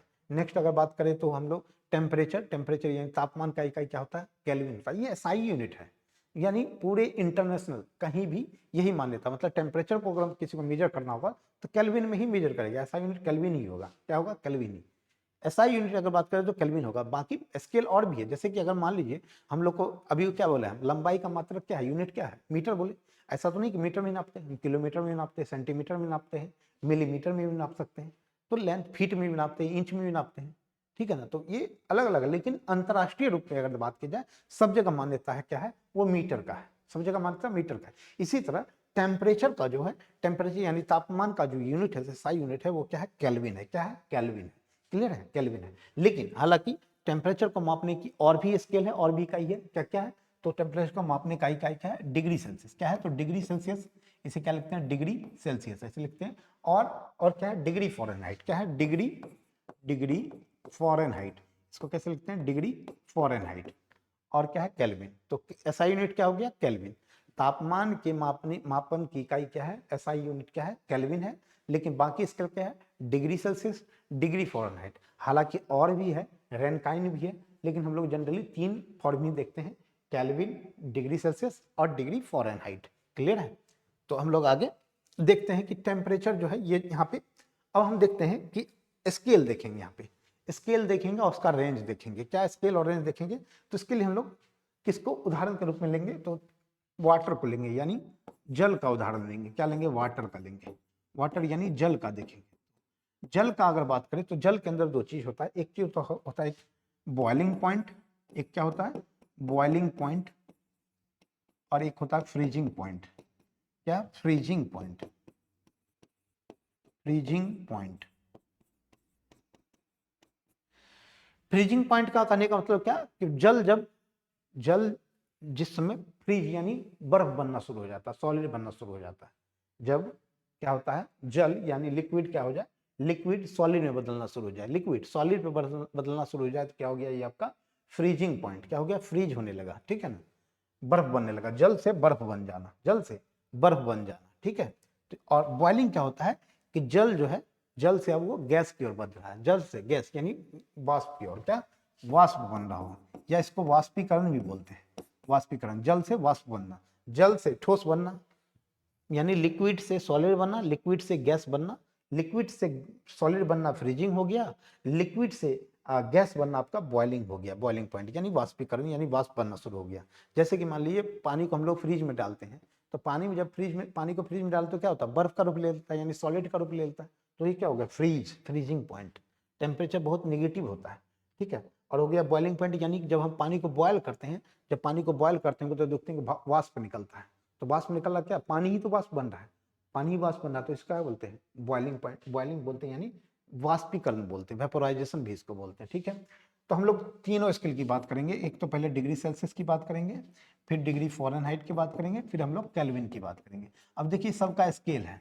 अगर जल का बात करें डिग्री सेल्सियस पे जल का यानी वाटर का बात करें तो फ्रीजिंग पॉइंट कितना होता है, कितने टेम्परेचर पे होता है, तो ये 0 डिग्री सेल्सियस पे होता है। 0 डिग्री सेल्सियस पे बर्फ जो है, या सॉरी जल जो है क्या हो जाता है, फ्रीज हो जाता है। क्या हो जाता है, फ्रीज, यानी बर्फ बनना शुरू हो जाता है। और बॉइलिंग पॉइंट की बात करें तो बॉइलिंग पॉइंट पे क्या होता है, यानी वाष्प कब बनने लगता है, तो ये 100 डिग्री सेल्सियस पे, यानी पानी कब वाष्प बनना शुरू हो जाता है, 100 डिग्री सेल्सियस पे। ठीक है। और फ्रीज 0 डिग्री सेल्सियस पे। अगर यही फॉरेनहाइट की बात करें तो फॉरेनहाइट पे अगर फ्रीजिंग पॉइंट की बात करें, यानी फ्रीज होना शुरू हो जाता है जल, ये होता है 32 डिग्री फॉरेनहाइट पे, 32 डिग्री फॉरेनहाइट पे। और अगर बात करें बॉइलिंग पॉइंट की, यानी वाष्प कब बनने लगता है फ़ारेनहाइट स्केल पे, तो 212 डिग्री फ़ारेनहाइट पे, 212 डिग्री फ़ारेनहाइट पे। ठीक है। नेक्स्ट अगर बात करें केल्विन की, केल्विन स्केल पे, तो केल्विन पे जल यानी फ्रीजिंग पॉइंट जल का क्या होता है, 273 केल्विन, 273 डिग्री, 273 273.15 केल्विन। और अगर बॉइलिंग की यानी वाष्प बनना शुरू होता है तो ये होता है 373 केल्विन पे, 373 केल्विन पे। ठीक है। तो ये था आपका क्या, ये आपका था स्केल, अलग अलग स्केल। मैं डिग्री सेल्सियस बात किया, डिग्री फ़ारेनहाइट बात किया, केल्विन बात किया।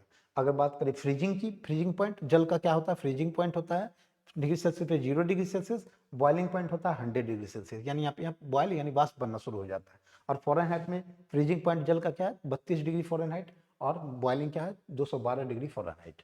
केल्विन की बात करें तो केल्विन पे क्या है, इसका फ्रीजिंग पॉइंट जल का वाटर का 273.15 केल्विन, और बॉइलिंग यानी वाष्पीकरण क्या होता है, वाष्पीकरण कितने 373 केल्विन पे। क्लियर है। अब अगर बात करें रेंज की, अगर बात करें तो देखिए इसमें गैप कितने का, 0 डिग्री सेल्सियस से 100 पे, यानी यहाँ गैप कितने का 100 का, कितना का गैप 100 का।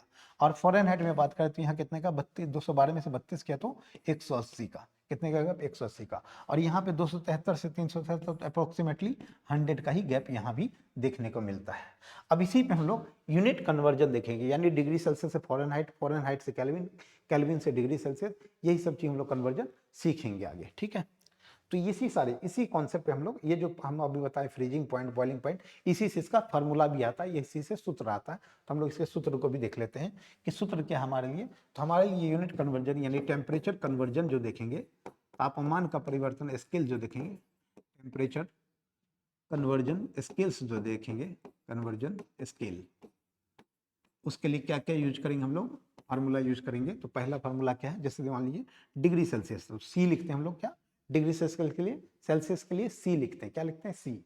और इसका फ्रीजिंग पॉइंट कितना है, सबसे लोएस्ट पॉइंट कितना है, 0 0, तो सी माइनस 0, तो जो लोएस्ट पॉइंट है उसको माइनस करेंगे, डिवाइड बाय रेंज कितना है, तो 100 का रेंज अभी हम लोग देखे थे, कितना था 0 से 100, फ्रीजिंग पॉइंट 0, बॉइलिंग पॉइंट 100 था, तो गैप कितना का हो गया 100 का हो गया ना। इक्वल टू लिखेंगे फ़ारेनहाइट, क्या लिखेंगे फ़ारेनहाइट माइनस 32, यहाँ पे देखिए फ्रीजिंग पॉइंट कितना होता था 32, तो इसमें से माइनस 32 करेंगे, यहाँ सेल्सियस में 0 क्यों, क्योंकि फ्रीजिंग पॉइंट 0 होता है, फ़ारेनहाइट में 32 होता है, तो 32 माइनस करेंगे, डिवाइड बाय 180, गैप कितने का था 180 का। क्लियर है। नेक्स्ट केल्विन की बात करें तो केल्विन में जो फ्रीजिंग पॉइंट होता है वाटर का कितना होता है 273, तो इसमें माइनस कितना करेंगे 273, गैप कितने का था 100 का, 273 से 373 के बीच गैप कितना हुआ 100 का हुआ ना, तो वही 100 कर दिया। अब इसको जब फर्दर देखेंगे तो यहाँ देखिए 100, ये 180, 100, इसमें से 20 कॉमन लेंगे, यानी 20 से सबको काटेंगे तो क्या होगा, 20 से अगर काट देंगे तो यहाँ जाएगा C/5, 20 पंचे 100, और F माइनस 32/9, ये 20 29 जा 180, और यहाँ पे K माइनस 273/5। ठीक है, क्लियर है। तो ये क्लियर हो गया, तो ये फार्मूला हमारा बनता है। अब अलग अलग स्केल पे देखेंगे, यहाँ से हम लोग अलग अलग स्केल पे देखेंगे। जैसे मान लीजिए डिग्री सेल्सियस टू केल्विन देखते हैं, degree Celsius to degree Celsius to degree Celsius to kelvin देखते हैं हम लोग पहले। Degree Celsius to kelvin, kelvin की बात करें, यानी डिग्री सेल्सियस से केल्विन की अगर बात करें तो क्या देखें हम लोग, हम लोग देखें C/100 बराबर K माइनस 273/100। अब 100 से 100 कट गया तो क्या है, C बराबर K माइनस 273, C बराबर K माइनस 273, K माइनस 273। यानी अगर आपको सेल्सियस निकालना है, केल्विन दिया हुआ है, केल्विन दिया हुआ है, केल्विन दिया हुआ है, सेल्सियस निकालना है। अगर बोले सेल्सियस टू केल्विन, क्या Celsius to kelvin, Celsius to kelvin, ठीक है। यानी अगर आपको सेल्सियस दिया रहे, केल्विन निकालना है, तो यहाँ देखिए सेल्सियस दिए, तो केल्विन, हाँ देखिए यहाँ पे केल्विन अगर सेल्सियस टू केल्विन दिया रही मतलब सेल्सियस दिया हुआ है, केल्विन निकालना है, सेल्सियस दिया हुआ है, केल्विन निकालना है, तो क्या करेंगे, तो यहाँ देखिए केल्विन निकालना है तो के क्या होगा, यहाँ पे के बराबर क्या हो जाएगा, के बराबर हो जाएगा आपका क्या, तो C प्लस 273, ठीक है, के बराबर C प्लस 273, और C बराबर क्या हो गया K माइनस 273। यानी अगर केल्विन दिया हुआ है, केल्विन दिया हुआ है, सेल्सियस निकालना है तो आपको 273 घटाना है, यानी केल्विन दिया हुआ है, सेल्सियस निकालना तो 273 घटाना है। किसमें? सेल्सियस में। सेल्सियस में 273 घटाना है। सॉरी 1 मिनट, देखिए मैं क्या बोला, जैसे मान लीजिए आपको सेल्सियस दिया, जैसे मान लीजिए 30 डिग्री सेल्सियस, 30 डिग्री सेल्सियस दिया, केल्विन निकालना है तो क्या करेंगे? केल्विन के लिए क्या करेंगे? केल्विन निकालना आपको, तो केल्विन के लिए क्या करेंगे? इसी में आप क्या करेंगे? 273 जोड़ देंगे, 273 जोड़ देंगे तो कितना आएगा? ये आ जाएगा आपका 303 केल्विन, 303 केल्विन। ठीक है, और मान लीजिए केल्विन दिया हुआ है, केल्विन दिया है और डिग्री सेल्सियस निकालना है। केल्विन दिया है, जैसे 303 केल्विन दिया है तो यहाँ से डिग्री सेल्सियस निकालना, तो 303 में से 273 घटा देंगे तो क्या आ जाएगा आपका? डिग्री सेल्सियस आ जाएगा। क्या आ जाएगा? डिग्री सेल्सियस, यानी ये कितना आ जाएगा? 30 डिग्री सेल्सियस। ठीक है, तो आपको क्या रखना है, क्या याद रखना है कि अगर आपको डिग्री सेल्सियस दिया हुआ है, क्या दिया है? सेल्सियस दिया है, केल्विन निकालना है। सेल्सियस दिया है, केल्विन निकालना है, तो क्या करेंगे उसमें? सेल्सियस दिया है, केल्विन निकालना है तो उसमें क्या करेंगे? सेल्सियस में 273 जोड़ देंगे। और अगर केल्विन दिया है, सेल्सियस निकालना है, केल्विन दिया है, सेल्सियस निकालना है, केल्विन दिया है, सेल्सियस निकालना है, तो केल्विन में से 273 घटा देंगे, 273 घटा देंगे। क्लियर है? तो ये हो गया आपका kelvin to degree Celsius. Next हम लोग बात करते हैं आगे। अब जैसे देखिए यहाँ पे 25 डिग्री सेल्सियस को केल्विन बनाना है, 25 डिग्री सेल्सियस है, केल्विन बनाना है तो इसका केल्विन निकालना है। हम क्या बोले, इसमें क्या कर देंगे? जोड़ देंगे। केल्विन क्या होगा? ज़्यादा होगा, डिग्री सेल्सियस से केल्विन ज़्यादा होगा। कितना ज़्यादा? 273 ज़्यादा, तो 273 प्लस 25 कर दिए तो यह गया 298 केल्विन। हालांकि 273.15 होता है तो इससे भी आप लोग निकाल सकते हैं, तो आपका आंसर क्या गया? 298 केल्विन। तो ये आपका आंसर हो गया। ठीक है, और 25 डिग्री सेल्सियस जो होता है, 25 डिग्री सेल्सियस आप लोग को याद रखना, 25 डिग्री सेल्सियस क्या होता है? ये रूम टेम्परेचर होता है। रूम टेम्परेचर कितना होता है? यानी कमरे का तापमान जो होता है, रूम टेम्परेचर यानी कमरे का तापमान, कमरे का ताप जो होता है जनरली वो 25 डिग्री सेल्सियस ही माना जाता है। 25 डिग्री सेल्सियस कमरे का तापमान माना जाता है। और 25 कमरे का तापमान डिग्री सेल्सियस पे 25 डिग्री, और केल्विन में अभी हम लोग निकाल लिए 298 केल्विन। कितना? 298 केल्विन। आगे हम लोग फ़ारेनहाइट भी निकालेंगे तो फ़ारेनहाइट को भी सीख लेंगे। ठीक है, तो क्लियर हो गया आपको? केल्विन डिग्री सेल्सियस दिया है, केल्विन निकालना हो तो 273 जोड़ देंगे। नेक्स्ट बात करते हैं। अब देखिए 373 केल्विन दिया है, इसको डिग्री सेल्सियस बदलना है तो 373 में से क्या करेंगे? घटा देंगे। केल्विन दिया तो 273 घटा देंगे तो जो भी आएगा वो क्या होगा आपका? वो क्या आएगा? क्या आएगा आपका? 100 डिग्री सेल्सियस, यानी ये क्या आएगा आपका? ये आपका डिग्री सेल्सियस आया। और आपको क्या बताए थे हम अभी? केल्विन का स्केल आपको बताए थे। केल्विन का स्केल हम बताए थे आपको, फ्रीजिंग पॉइंट कितना होता है? तो फ्रीजिंग 273 और बॉइलिंग 373। और इसी तरह आपको अगर डिग्री सेल्सियस की बात करें तो फ्रीजिंग कितना? 0 डिग्री, और 100 डिग्री क्या था आपका? बॉइलिंग, बॉइलिंग था। तो अब देखिए 373 100 के बराबर आ गया ना, यहाँ पे 373 100 डिग्री सेल्सियस के बराबर आ गया। क्लियर है? तो 100 डिग्री सेल्सियस क्या होता है? बॉइलिंग पॉइंट होता है। किसका? बॉइलिंग पॉइंट किसका? पानी का। अभी हम लोग बात किए थे, यानी इसी पे पानी क्या होता है? गैस बनना शुरू हो जाता है, वाष्प बनना शुरू हो जाता है, यानी तरल द्रव क्या होता है? गैस बनना प्रारंभ कर देता है, इसी को बॉइलिंग पॉइंट बोलते हैं। क्लियर है? नेक्स्ट बात करते हैं। 37 डिग्री सेल्सियस को फ़ारेनहाइट में बदला। अब देखिए फ़ारेनहाइट को देखना, क्या देखना है? फ़ारेनहाइट को देखना। फ़ारेनहाइट के लिए क्या देखेंगे हम? सेल्सियस और फ़ारेनहाइट का रिलेशन देखेंगे। तो देखिए सेल्सियस टू फ़ारेनहाइट का रिलेशन देखते हैं। तो सेल्सियस है बाय 5 था, तो हम लोग कट किए थे, 100 आए थे नीचे, और इसका F माइनस 32/9 है, F माइनस 32/9। अब देखिए मैं आपको बता रहा हूँ, सेल्सियस से अधिक केल्विन भी होता है, सेल्सियस से अधिक फ़ारेनहाइट भी होता है। क्या होता है? फ़ारेनहाइट भी अधिक ही होता है, इतना याद रखना। अब देखिए डिग्री सेल्सियस दिया हुआ आपको, फ़ारेनहाइट निकालना, तो यहाँ से हालांकि इस फार्मूला पे भी पुट करके हम लोग इसको बना सकते हैं, लेकिन थोड़ा सा इसको और थोड़ा सा और प्रोसेस करते हैं तो इसको और आसान बना सकते हैं हम लोग। क्या आसान बनाएंगे? तो आपको अगर सेल्सियस निकालना है, क्या निकालना है? सेल्सियस। क्या निकालना है? सेल्सियस। मान लीजिए सेल्सियस निकालना हो तो क्या निकालना है? सेल्सियस अगर निकालना हो तो क्या करेंगे हम लोग? तो देखिए यहाँ से 9, अगर इसको क्रॉस मल्टीप्लाई करेंगे तो 9c आएगा इधर, और उधर क्या होगा? 5 इंटू F माइनस 32 आएगा। और अगर हम इसको c निकालेंगे तो ये 9 अगर इधर चला जाएगा तो 5/9 F माइनस 32 आएगा। और 5/9 को हम लोग लिख सकते हैं। 5/9 को अगर आप लोग डेसिमल एक्सपेंशन करेंगे तो ये आएगा 0.55, 0.55। और इसमें F माइनस 32, यानी जो भी आपका फॉरेन हाइट दिया हुआ है, जो भी फॉरेन हाइट दिया हुआ है, आप क्या करेंगे, फॉरेन हाइट में से 32 घटाएंगे, फॉरेन हाइट में से 32 घटाएंगे और 0.55 से गुना करेंगे तो डिग्री सेल्सियस आ जाएगा। और 32 घटाएंगे, देखिए 32 घटा रहे हैं, 32 घटा रहे हैं, 32 क्यों, क्योंकि फ्रीजिंग पॉइंट क्या होता है फॉरेन हाइट में, 32 डिग्री क्वार्टर का। तो आपको क्या बताएं, टी जो होता है एफ से छोटा होता है, Celsius degree Celsius foreign height से छोटा होता है, इसलिए यहाँ माइनस हो रहा है ना, क्या हो रहा है, माइनस हो रहा है। तो जैसे यहाँ पे देखिए आपका, आपको क्या निकालना, ये तो ये हो गया। अब आपकी इसका भी देखिए फॉरेन हाइट, यानी सेल्सियस टू फॉरेन हाइट कैसे निकालेंगे, सेल्सियस टू फॉरेन हाइट, क्या सेल्सियस टू फॉरेन हाइट, यानी फॉरेन हाइट का फॉर्मूला क्या होगा, फॉरेन हाइट का क्या फॉर्मूला होगा, ये तो डिग्री सेल्सियस का फॉर्मूला हो गया, ये किसका, डिग्री सेल्सियस का। फॉरेन हाइट का अगर फॉर्मूला देखेंगे तो ये क्या होगा आपका, यहाँ पे होगा क्या होगा, तो C, ठीक है, यहाँ पे क्या होगा C इंटू 9/5 प्लस 32, ये हो गया फॉरेन हाइट का फॉर्मूला हो जाएगा। तो यहाँ पे क्या करेंगे, इसको और शॉर्ट करेंगे तो C 9/5 का डेसिमल एक्सपेंशन करेंगे तो 1.8 आएगा प्लस 32। अब देखिए सेल्सियस, जैसे यहाँ पे 37 डिग्री सेल्सियस है, इसको फॉरेनहाइट बना रहा है, तो सेल्सियस में 37 और गुना 1.8 प्लस 32, ठीक है, 37 गुना 1.8 बाय प्लस 32, यानी तो इसको ऐसे भी कर सकते थे, मान लीजिए 1.8 से गुना करने में थोड़ा सा आपको ये हो रहा है, तो आप इसको ऐसे भी कर सकते हैं, 37 गुना 9/5 प्लस 32।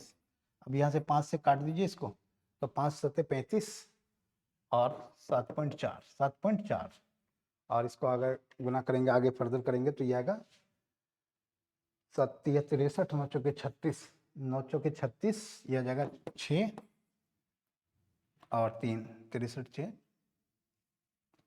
6 66.6, और इसमें 32 जोड़ेंगे तो कितना आएगा, 98.6 डिग्री फॉरेनहाइट, यानी 37 डिग्री सेल्सियस किसके फॉरेनहाइट में कितना होगा, ये होगा 98.6 डिग्री फॉरेनहाइट के बराबर।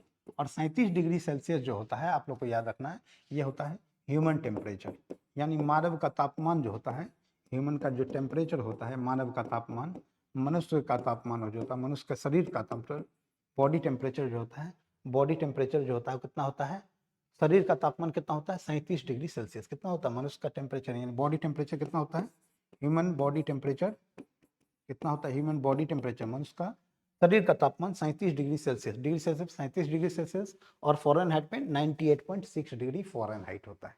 क्लियर है, क्लियर है, तो यहाँ से आप लोग का डिग्री सेल्सियस भी क्लियर हो गया।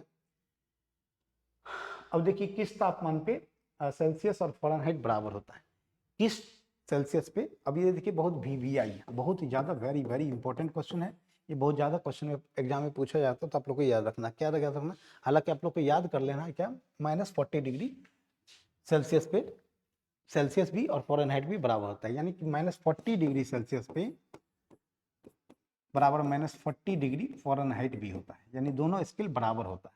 अब ये बराबर कैसे होता है, 1 -40 डिग्री कैसे होता है, इसको भी हम लोग चेक कर सकते हैं। कैसे चेक करेंगे, तो हम लोग क्या करते हैं, जैसे कि आप लोग फार्मूला अभी हम लोग देखे थे, क्या देखे थे, तो सेल्सियस एंड फॉरेनहाइट दोनों इक्वल हो, degree Celsius degree Fahrenheit equal हो, लेकिन हमें पता नहीं कौन से टेम्परेचर पे, तो हम मान लेते हैं कि एक्स टेम्परेचर पे, ये लेट कर लिया हमने, माना कि डिग्री सेल्सियस बराबर डिग्री फॉरेनहाइट बराबर एक्स, किस टेम्परेचर पे, एक्स टेम्परेचर पे दोनों इक्वल है, ठीक है। अगर एक्स माना तो हम फार्मूला ले लेते हैं, हम लोग फार्मूला अभी देखें, क्या सी का भी फार्मूला देखें, क्या देखे सी का फार्मूला हम लोग देखे थे, तो सी का फार्मूला डिग्री सेल्सियस का फार्मूला क्या देखे थे, तो हम लोग देखे थे अभी क्या, एफ में किससे गुना किए थे, एफ में 5/9 से गुना किए थे और प्लस 32 किए थे, ये किए थे। अभी देखिए, अभी हमारा जो ये आया सी क्या था, 5/9, सी बराबर 5/9 एफ -32, और सॉरी एफ -32 था, सॉरी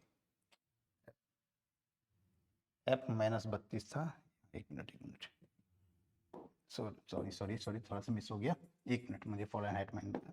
देखिए यहाँ पे क्या हो गया, सी का हम फार्मूला लेंगे डिग्री सेल्सियस का, तो क्या था, एफ -32 इंटू 5/9, ये था हमारा, ये था ना फार्मूला, या इसका फार्मूला इधर भी हम लोग अगर देखें तो फ़ारेनहाइट पे भी अगर फार्मूला रखें तो ये क्या था हमारा, C इंटू 9/5 प्लस 32।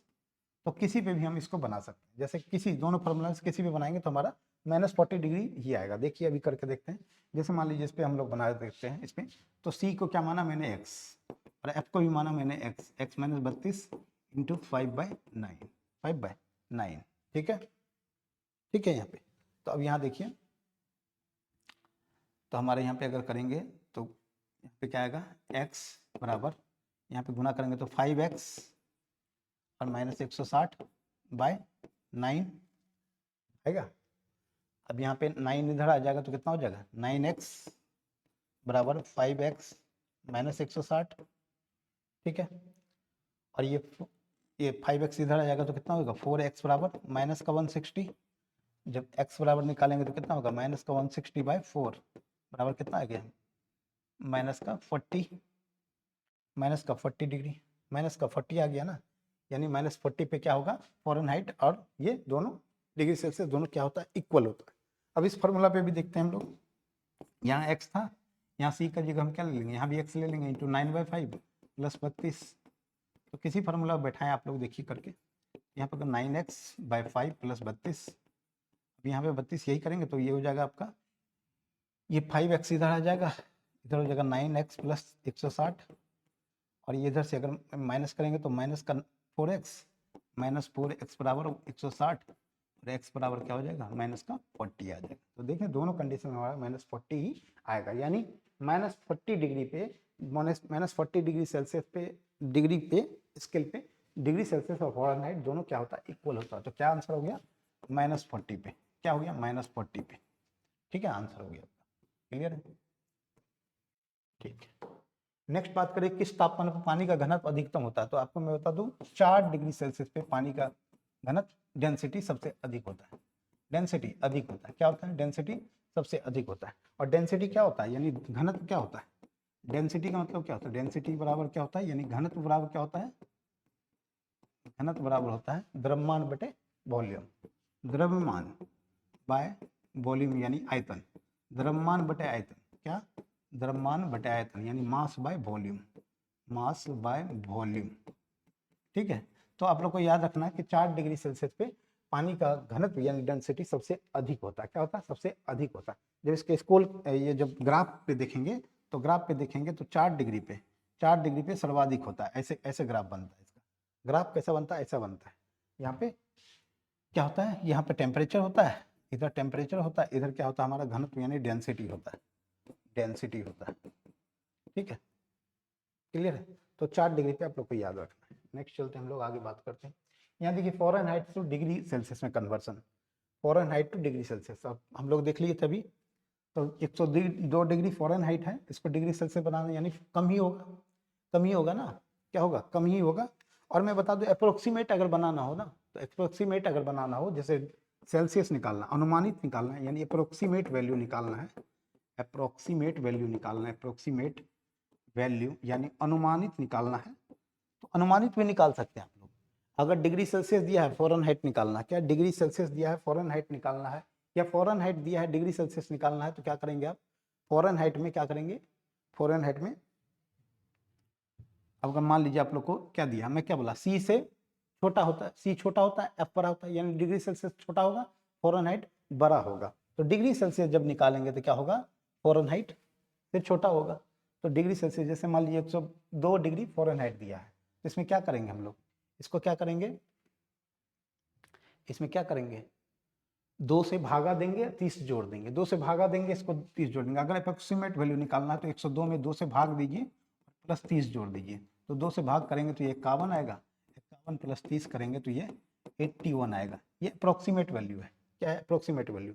जैसे 10 डिग्री पे देखें, 10 डिग्री सेल्सियस पे फ़ारेनहाइट निकालने, तो इसमें क्या करेंगे, अब डिग्री सेल्सियस दिया फ़ारेनहाइट निकालना है, तो इसमें 2 से गुना करेंगे और क्या जोड़ देंगे, 30 जोड़ देंगे, तो 10 गुना 20, 30, 50 डिग्री फ़ारेनहाइट हो जाएगा। कितना, 50 डिग्री फ़ारेनहाइट हो गया।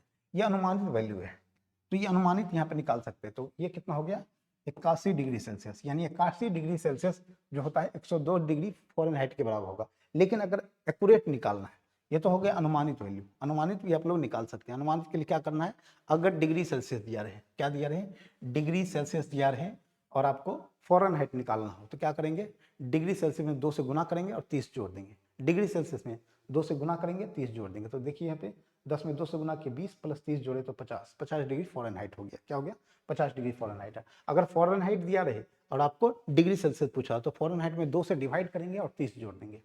2 से डिवाइड करेंगे और 30 जोड़ देंगे। तो 2 से यहाँ डिवाइड किए और 30 जोड़ दिए, कितना आया 81 डिग्री सेल्सियस। ठीक है, कितना आया 81 डिग्री सेल्सियस। क्लियर है।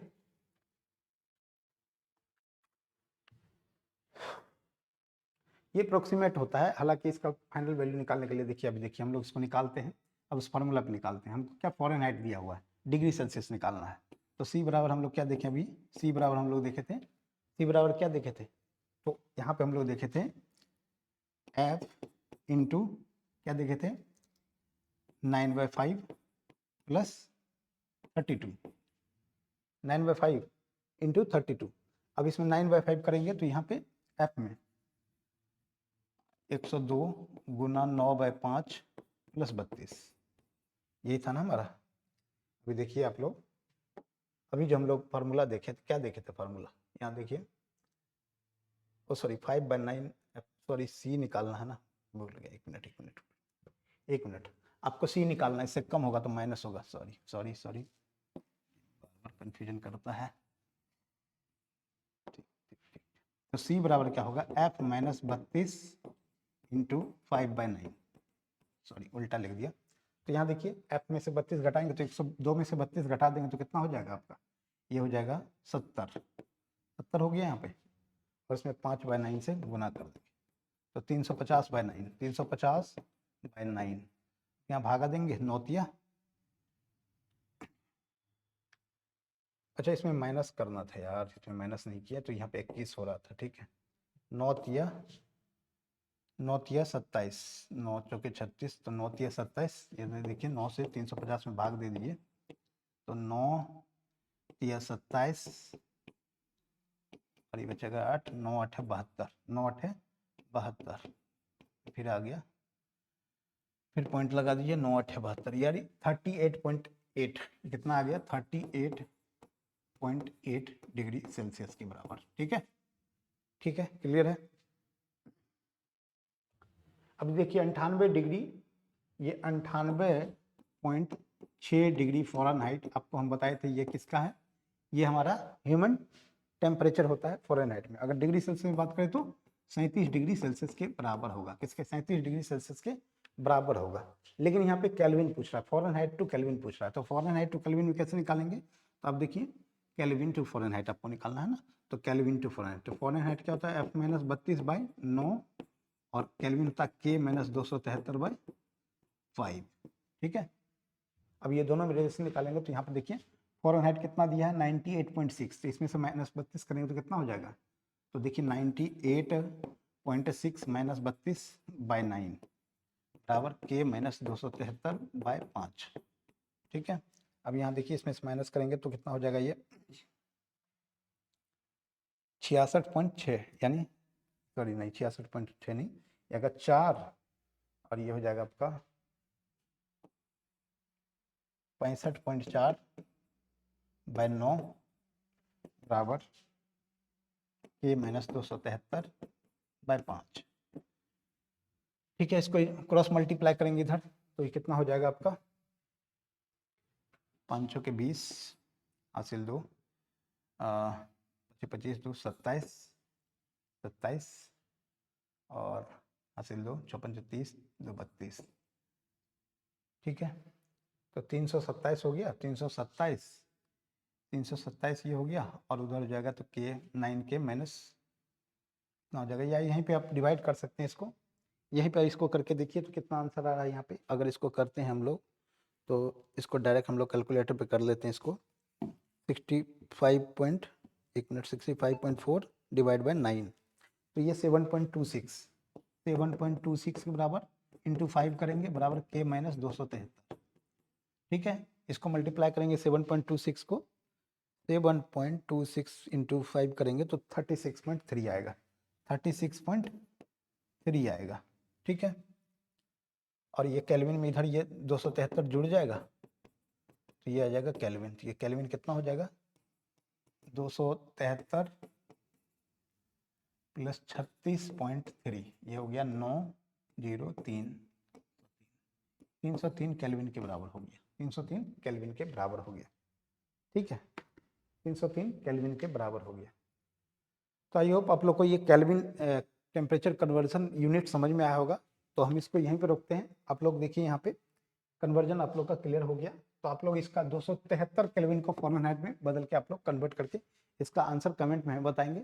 तो इस सेशन को यहीं पे रोकते हैं, मिलते हैं नेक्स्ट सेशन में और आगे के कंटिन्यू प्रोसेस को हम लोग करेंगे। इसी चैप्टर को आगे कंप्लीट करेंगे और ये चैप्टर कंप्लीट हो जाएगा, नेक्स्ट हम लोग इसके बाद आगे चैप्टर पे मूव करेंगे। तो ये वीडियो, ये कंटेंट कैसा लगा आप लोग को, क्या अच्छे से समझ में आया आप लोग को? टेम्परेचर कन्वर्जन का यूनिट मैं समझाया, कन्वर्जन समझाया आप लोग को कैसे कन्वर्ट किया जाता है डिग्री सेल्सियस से केल्विन में, kelvin to Fahrenheit, Fahrenheit to degree Celsius, ये सारा कुछ आप लोग को हम बताएं।